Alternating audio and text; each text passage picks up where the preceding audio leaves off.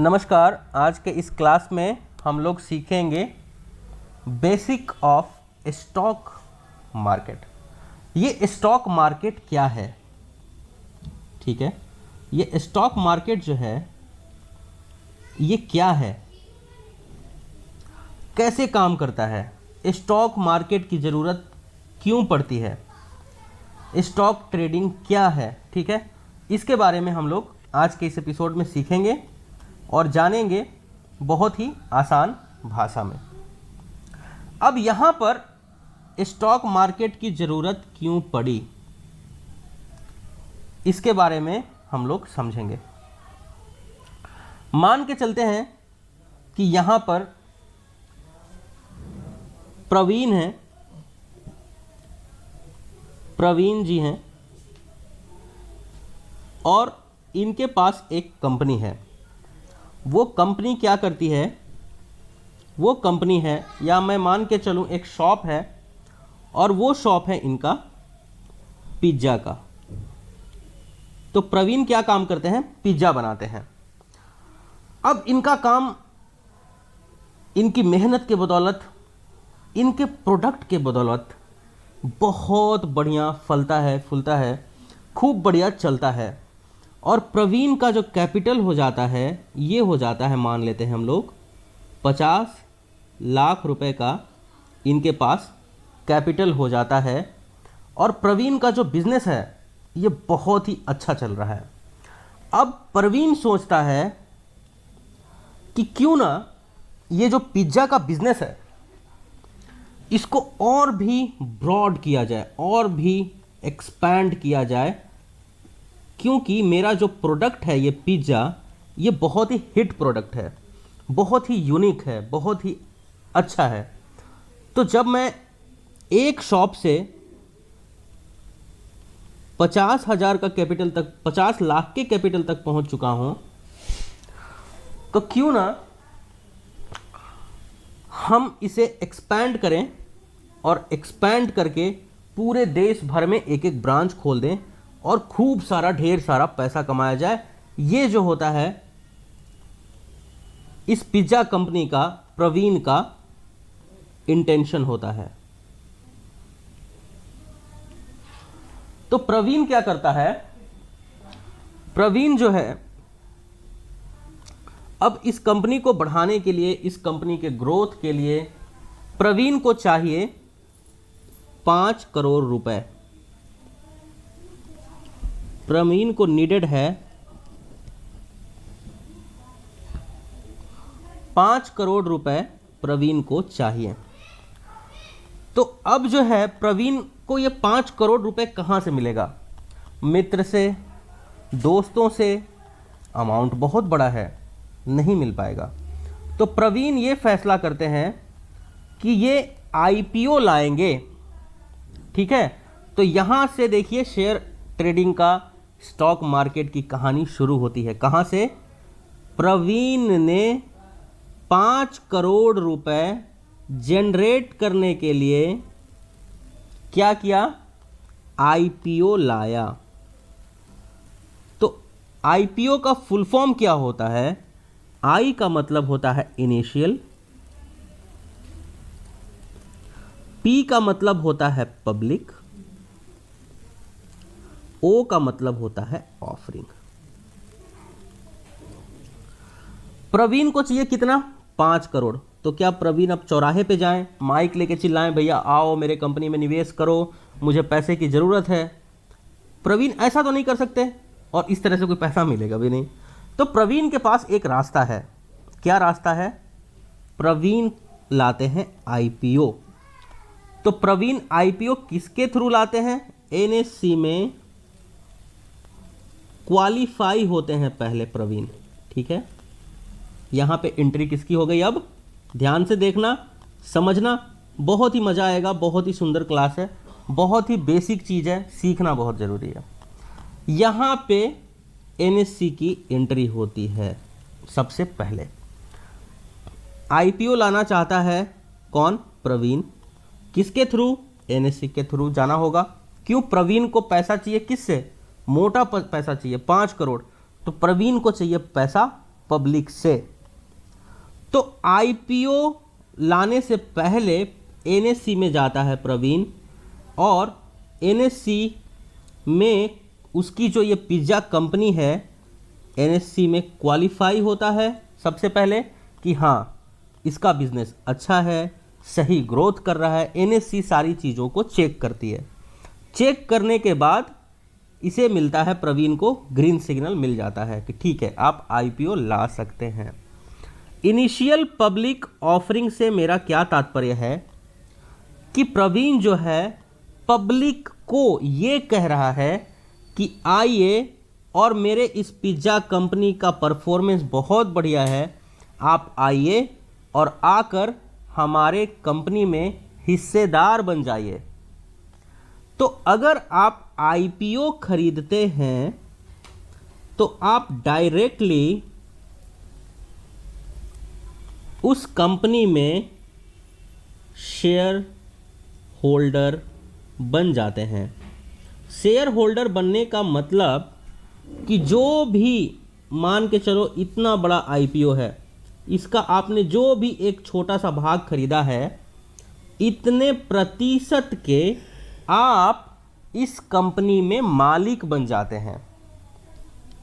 ये होता है IPO, initial public offering.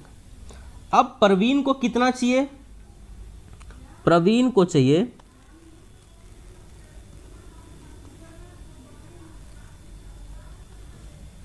5 crore रुपए। 5 करोड़ रुपए किसे चाहिए? प्रवीण को। तो प्रवीण क्या करते हैं?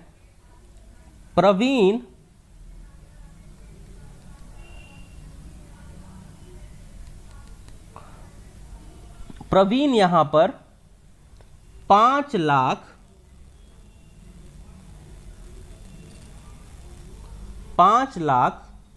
शेयर्स आवंटन करते हैं, जिसका मूल्य है 100 रुपए। तो 100 रुपए के इन्होंने क्या किए? 5 लाख शेयर पब्लिक को ऑफर किए कि आइए ये 5 लाख शेयर खरीदिए। अब पब्लिक इस 5 लाख शेयर को खरीदती है 100 रुपए के भाव में। तो 5 लाख इंटू 100 करेंगे, अगर हम लोग इंटू 100 करेंगे तो बन जाता है 5 करोड़। इस प्रकार से जो प्रवीण है वो 5 करोड़ रुपए इकट्ठा कर लेता है और इसे लगाता है अपने बिजनेस को आगे बढ़ाने में, एक्सपैंड करने में, नए टेक्नोलॉजीज़ को लाने में, या अन्य तरीकों से इस पैसे को यूज़ करके कंपनी को एक डायरेक्शनल वे में, एक ऑर्गेनाइज वे में ऊपर की तरफ एक्सपैंड करने की कोशिश करता है। प्रवीण अपने पिज़्ज़ा कंपनी को नए नए ब्रांचेस खोलता है। उसके बाद क्या हुआ? आईपीओ जो है, आईपीओ का समय सीमा तब समाप्त हुआ। आईपीओ सबको ऑफर हो गए। ऑफर होने के बाद आईपीओ सबको अलॉट कर दिया गया, अलॉटमेंट हो गया इसका। और कितने शेयर धारक बने? 5 लाख स्टॉक होल्डर बन गए। ठीक है। अब इसके बाद ये जो स्टॉक है, अब ये जैसे अब ये 5 लाख लोग तो हो, 5 लाख स्टॉक मार्केट में है। तो अब अगर किसी को बेचना हो अपना स्टॉक तो कहाँ बेचेगा? अब यहाँ पर एंट्री होती है द दलाल स्ट्रीट। यहाँ पर किसकी एंट्री होती है? द दलाल स्ट्रीट की एंट्री होती है। हमारा स्टॉक मार्केट, इसकी यहाँ पर क्या होती है? एंट्री होती है। एनएससी, बीएससी, यहाँ पर ये स्टॉक लिस्टेड हो जाता है। किसके लिए? ट्रेडिंग के लिए।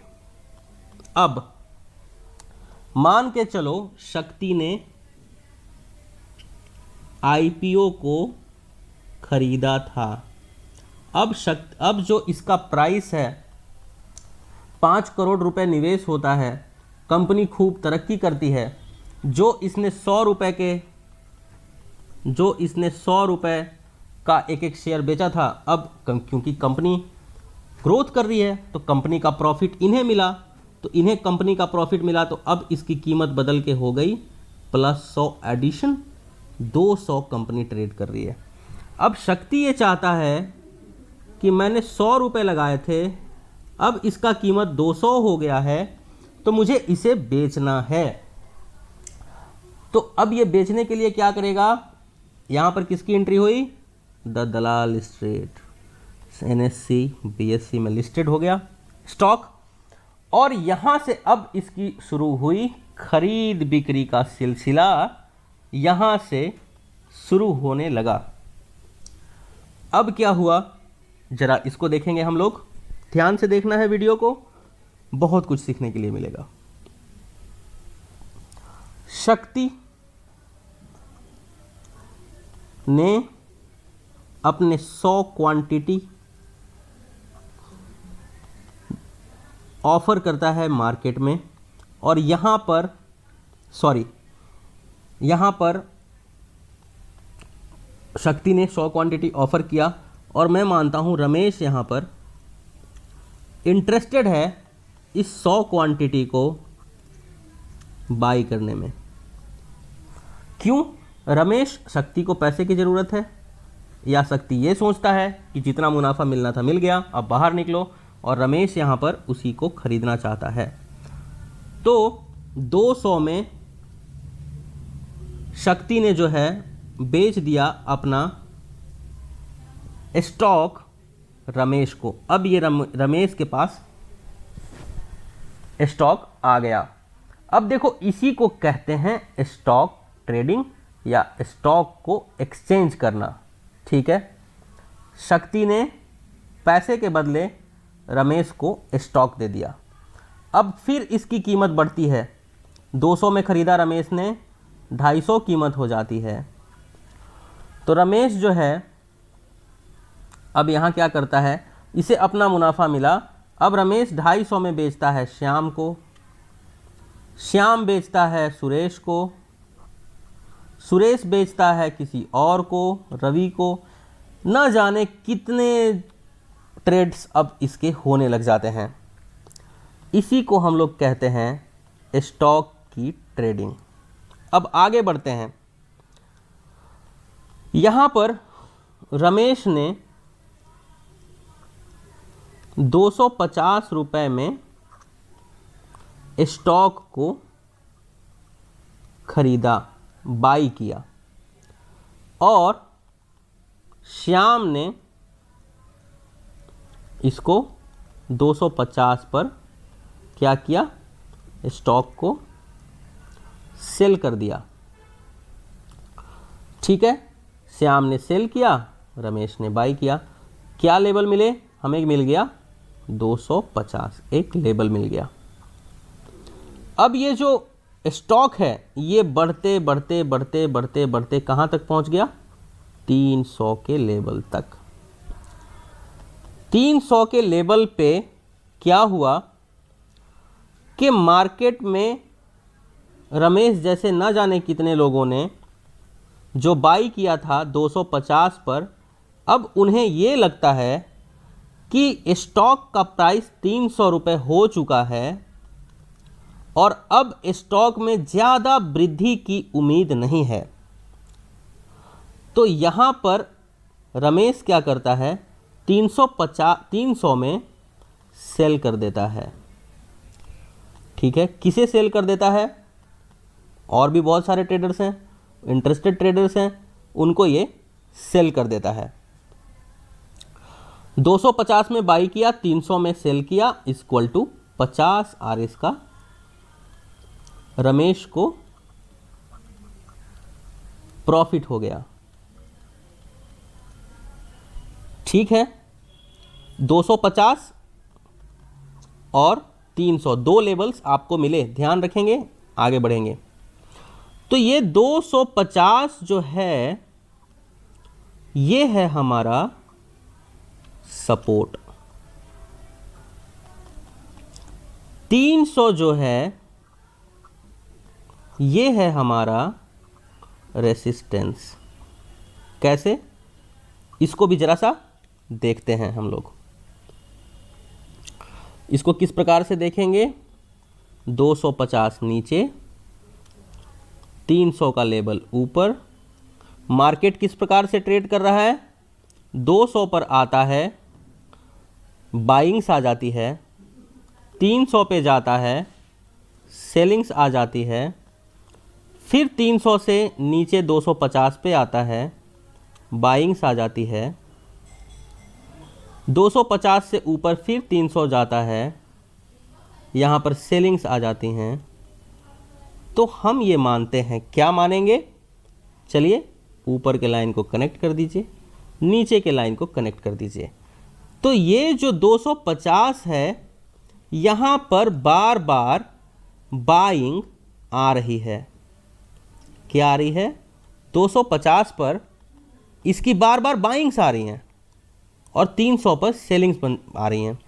तो जो बाइंग का जोन होता है इसे हम कहते हैं सपोर्ट जोन,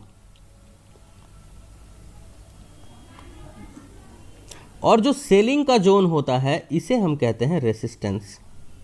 रेसिस्टेंस और सपोर्ट से हमारा क्या तात्पर्य है कि 250 पे मार्केट जाता है तो उछल जाता है 300 की तरफ। क्यों, क्योंकि बायर्स जो हैं वो 250 पर इंटरेस्टेड हैं खरीदने के लिए, बढ़िया इसके अंदर खरीदारी आ जाती है हर 250 के ऊपर। और 300 जाने के बाद स्टॉक होल्डर्स को लगता है कि टारगेट हिट हो चुका है, स्टॉक इसके ऊपर नहीं जाएगा, तो यहाँ पे जो बाई करते हैं वो यहाँ पर सेल कर देते हैं।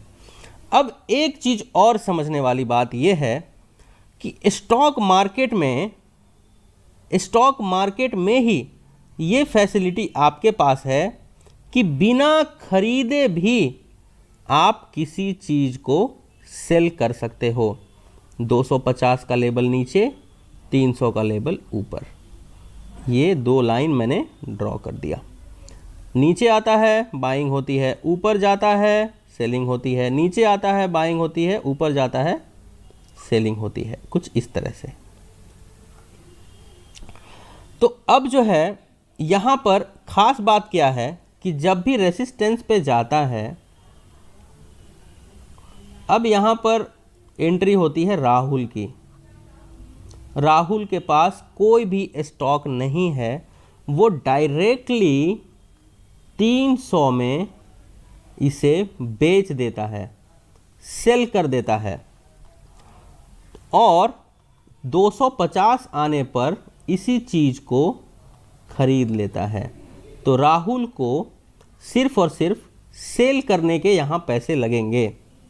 राहुल को जो है पैसे जो लगेंगे वो सिर्फ सेल करने के लगेंगे, बाई करने का प्रॉफिट मिलेगा।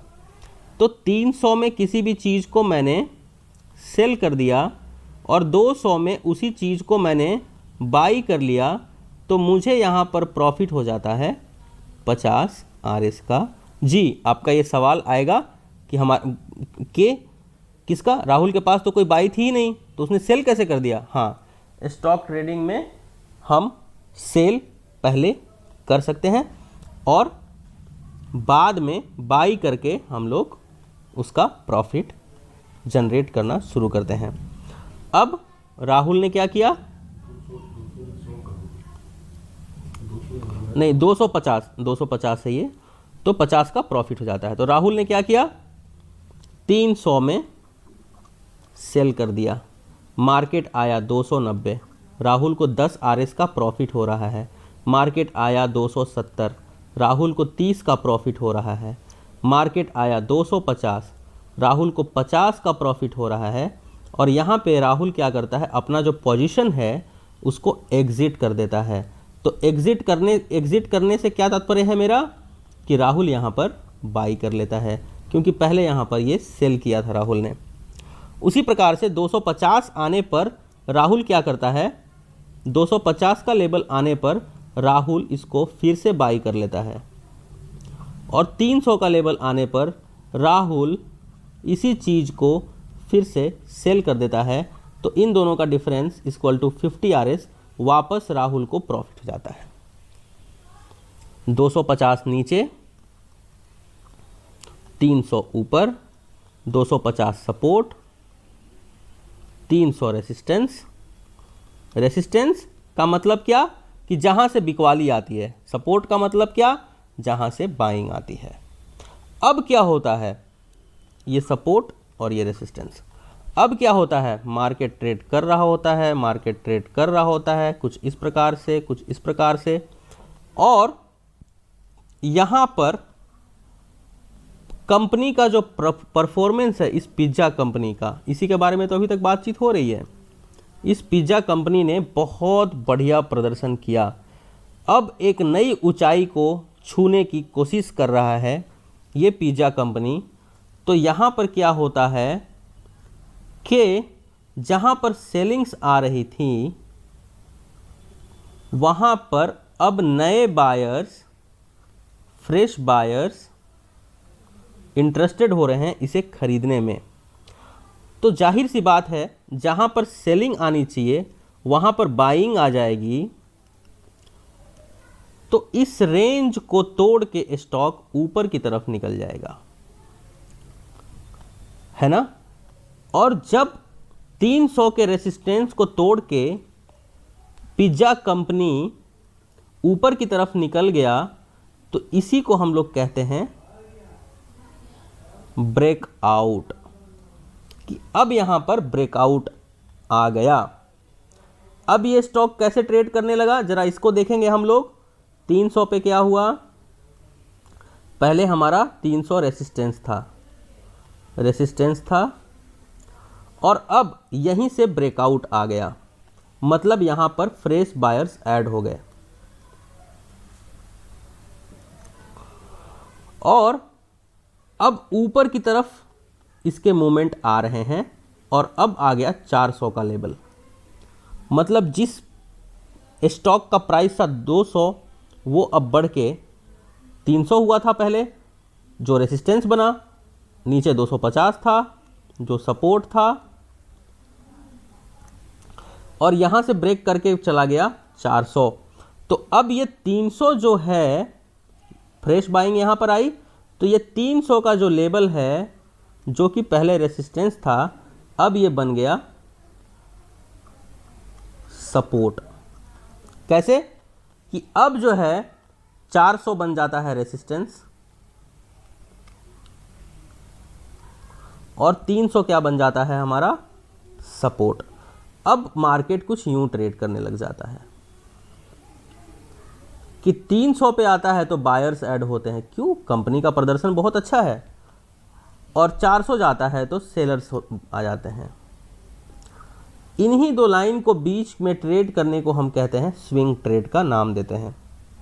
ठीक है, क्या नाम देते हैं हम लोग, स्विंग ट्रेड। ध्यान से पढ़ लेंगे इसको हम लोग। यहां तक बात सबके समझ में आ गया। अब कंपनी कहां पर है, 400 रेसिस्टेंस, 300 सपोर्ट और 250 है, ये हो गया मेरा स्ट्रॉन्ग सपोर्ट। ठीक है, मार्केट इन दोनों के बीच में कहीं कुछ ट्रेड कर रहा है। कंपनी में एक बैड न्यूज़ आ जाता है। कंपनी में कुछ बैड न्यूज़ क्या आया कि कंपनी अपने हिसाब से परफॉर्मेंस नहीं कर रहा है, तो कंपनी यहाँ से फॉल करता है।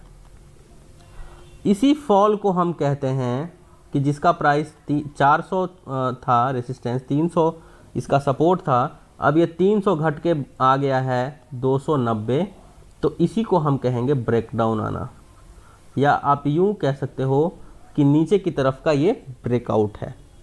तो यहाँ पर हम क्या करते हैं, यहाँ पे सेल करते हैं और टारगेट क्या लेते हैं, स्ट्रॉन्ग सपोर्ट 250 का। क्यों, यहाँ पे अभी भी उम्मीद बनी है कि हो सकता है बार बार यहाँ पर शुरू में बायर्स जुड़ रहे थे, तो वापस यहाँ पे कहीं बायर्स खरीदने के इंतज़ार में होंगे, तो हम इन दोनों के बीच का लेते हैं टारगेट। उसी प्रकार से ब्रेकआउट आने की स्थिति में, 400 से ब्रेकआउट आने की स्थिति में जो ऊपर का रेसिस्टेंस बनेगा वो होगा हमारा, यहाँ पर हम बाई करेंगे तो वो होगा हमारा टारगेट। इतनी बात सबको समझ में आ गई होगी, उम्मीद कर रहा हूँ। आपको मैंने बताया आईपीओ के माध्यम से किस प्रकार से स्टॉक आया, दलाल स्ट्रीट आया, एनएससी बीएससी का एंट्री हुआ, वहाँ पर कैसे स्टॉक की ट्रेडिंग शुरू हुई और किस प्रकार से स्टॉक ने परफॉर्मेंस दिया। पूरी परफॉर्मेंस इसी प्रकार से होती है। तो बाई करने के लिए अगर आप किसी भी स्टॉक को बाई कर रहे हो, खरीद रहे हो, तो कोई ना कोई वहाँ उसको सेल कर रहा है। अगर आप किसी भी स्टॉक को सेल कर रहे हो तो कोई ना कोई वहाँ पर बायर है। अगर सेलर और बायर में से कोई भी एक नहीं होगा तो ट्रेडिंग नहीं होगा। Trading can not be. ये है बेसिक ऑफ स्टॉक ट्रेडिंग। ऐसे होता है स्टॉक की खरीद और बिक्री। इस चीज़ को अच्छे से ध्यान में रखें और इस चीज़ को आप सीख सकते हैं कि किस प्रकार से स्टॉक मार्केट